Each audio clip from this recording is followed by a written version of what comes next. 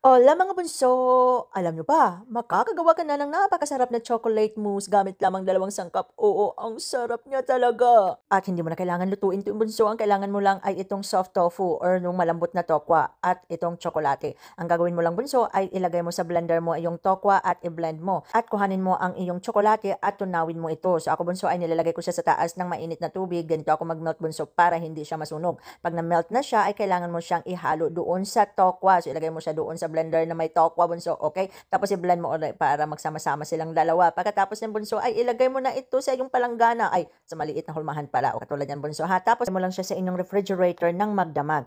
Tapos nilagyan ko lang ng pampaganda sa taas ba, mga fruta. Okay, bunso, ay tingnan mo bunso, ang sarap niya talaga, promise. Kaya subukan nyo na, wala ng luto-luto pa. I-blend nyo lang yung dalawa, ha? Promise, siguradong may in love sa inyo lalo ang inyong mga papa. Masustansya na, masarap po. Kaya subukan nyo na. Let's si Tiyan Ubo, lamig jud, lamig jud! Hola mga bunso!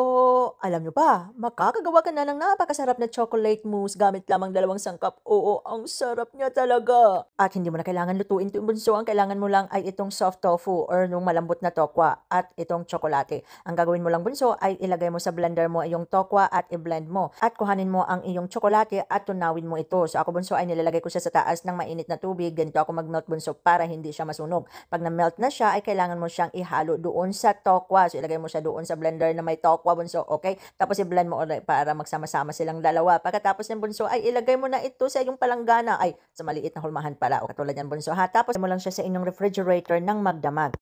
Tapos nilagyan ko lang ng pampaganda sa taas ba, mga fruta. Okay bunso, ay tingnan mo bunso, ang sarap niya talaga, promise. Kaya subukan nyo na, wala ng luto-luto pa. I-blend nyo lang yung dalawa, ha? Promise, siguradong may in love sa inyo lalo ang inyong mga papa. Masustansya na, masarap po. Kaya subukan nyo na. Let's si Tiyan Ubo, lamig jud, lamig jud!